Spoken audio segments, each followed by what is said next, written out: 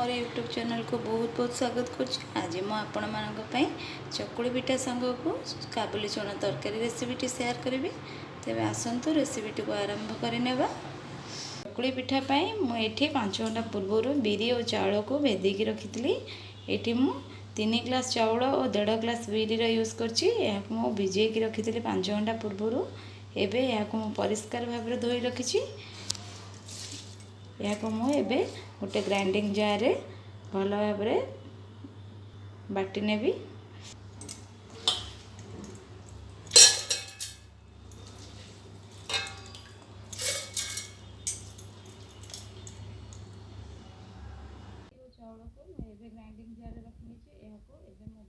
देखो मैं ये सबुतक बिरी और चाउल को पूरा पूरी प्लेन करी बाटी नहीं। ये मो बैटर कंसिस्टेंसी यहीपरी रखी। जदि मोर पछरे पानी दरकार हुए ताले मो चकुली पिठी कला बेले किछटा पानी मध्य यूज करी। एबे मु यही चकुली पिठा बैटर को कवर करने एवं यह को मु 4 ରୁ 5 घंटा पर्यंत बाहर रखी नेबी। देखंतु एबे तो 5 घंटा पूरा पूरी भाव हो सलानी। एबे यही चकुली बैटर को मु आउ गोटे जगह को काढ़ी नेछि एवं सेथिरे आउ किछि पानी मध्ये ऐड कर देछि। मोर ए बैटरटे एही परि भाव रे पूरा पतला हे छि।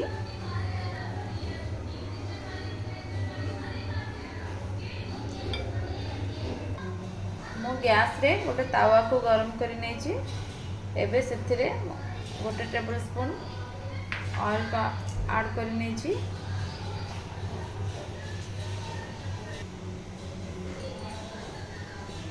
ऑयल को चारिआडे स्प्रेड कर देबी।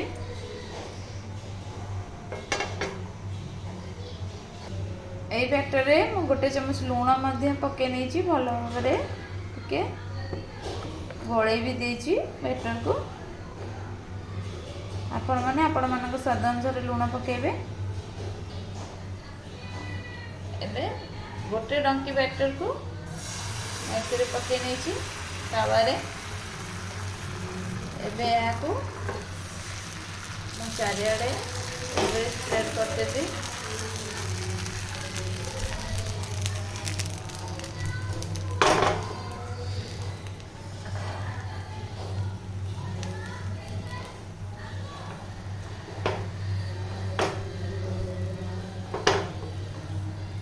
एबे या को मुटिके कवर कर नेबी।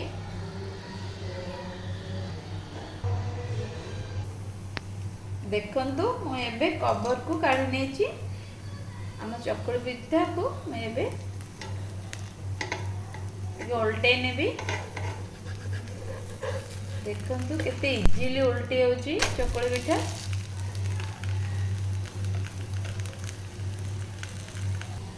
एपरी भाबे मारपट साइड को मध्य 5 से 6 सेकंड पे टिके तते नेबी। आरपट साइड तो पूरा पूरी भाव हो गलानी। एबे या को मो गोटे प्लेट को काढने भी। देखंतु मते उल्टे पड़नी मु सेही परि भाव रे ही एक प्लेट को काढी नउची। देखंतु केते इजीली आरपट साइड टा मते हो गला। मोर चकुली पिठा सब बनी छि। केते स्मूथ बनी छि आउ केते शीघ्र मते हो गला। आपण माने निजे देखिथिबे। एबे हमर चकुली पिठा पूरा पूरी भाव रेडी होईछि। चना आलू तरकारी बनैबा मुझे 400 ग्राम काबुली चना को होल नाइट रू भिजेकी रखी। देखंतु सखाळू मोर काबुली चना गुड़िक किपरि भाव रे साइज रे बड़ बड़ होईछि। एबे यहा को मु परिष्कार भाव रे धोई करी मध्ये रखिछि। एबे एई काबुली चना को मु गोटे प्रेशर रे रखी नेछि। एठी मु 2टा आलू को सिजेई नेबी ता संगे रे। एबे एथिरे मु गोटे टेबल स्पून हळदी गुंड को पकई नेबी। गोटे बड़ चामच लूण पकई नेबी एवं गोटे पिंच सोडा को यूज करी। खाइबा सोडा आपण माने चाहिले सोडा को स्किप मध्य करि परिबे। जो सोडा यूज करे द्वारा यह भल भाव रे सिझी जीवो। टिके ले टाण रहइबो नाही। एबे एथिरे मु पानी ऐड कर देबी।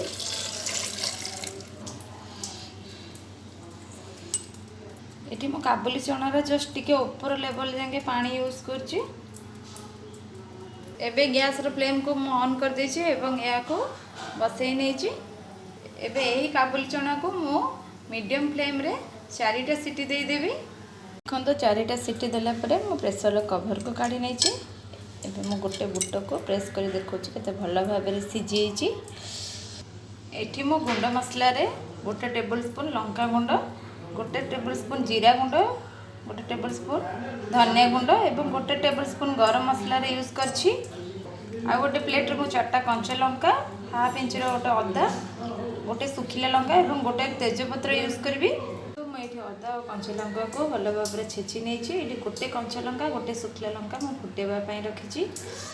एठी मु कड़ाई रे गरम करी सेतिर तेल मध्य पकई नहीं। तेल आमर ताती आसलानी। एबे सेतिर मु हाफ टेबल स्पून चीनी पकई नेबी। चीनी टिके कलर हे आसला परे मु सेथिरे गोटे टेबल स्पून फुटण पकई नहीं। सुखिला लंका कंचा लंका को मध्य पकई नहीं। एबे सेथिरे मु काटिक रखिଥିବା टमाटो को पकई नेबी। एथिरे तेजपत्र मध्य पकई नहीं।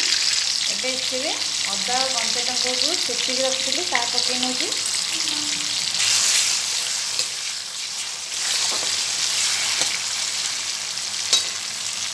देखो तेल रे मोर टमाटो पूरा पूरी भाव में सिझी गलानी। एबे एथिरे मु काटिक रखिଥିବା आलू को मध्य पकई नेबी। ए आलू को मु टिके भाजी नेबी भल भाव में।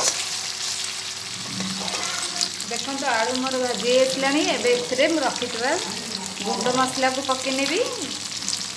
जीरा धनिया गुंड एवं लंका गुंड को पकई नेबी। या को एबे मु भल भाव में मसला को टिके कषि नेबी। भल भाव में मिक्स मध्य करदेबी।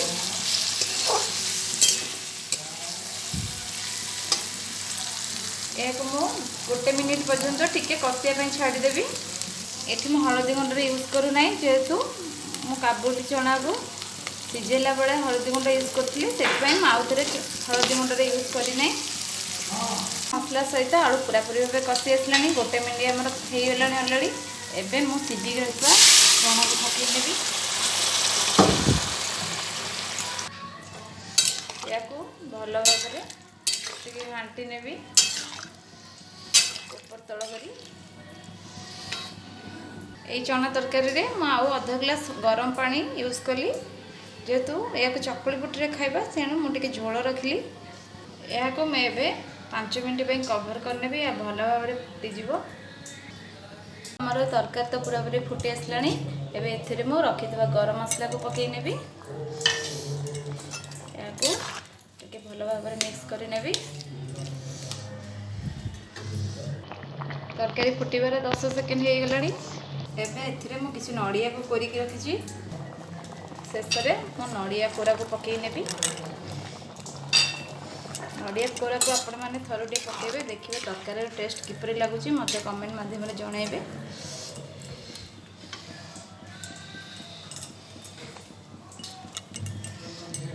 देखो तो आमर पूरा पूरी भाव में रेडी होगा बिना पियाज रसुण प्रस्तुत काबुली बुटी चना तरकारी। एबे आमर पूरा पूरी भाव रेडी होगा काबुली बुट आलू चना तरकारी। ये चकुली पिठा सह काबुली चना तरकारी को गोटे प्लेट रे सर्व कर नहीं। आपण मानक जदि आज ये वीडियोटी पसंद आसथिबो ताले आपण माने मो चैनल को लाइक शेयर सब्सक्राइब कर देबे। पाखरे थिबा बेल आइकन को मध्य क्लिक कर देबे। मो वीडियो रे नुआ नुआ अपडेट सब आपण पाखरे पहुंची परिबो। पुणी देखाबा आ गोटे नुआ वीडियो सहित रहुची। Thank you.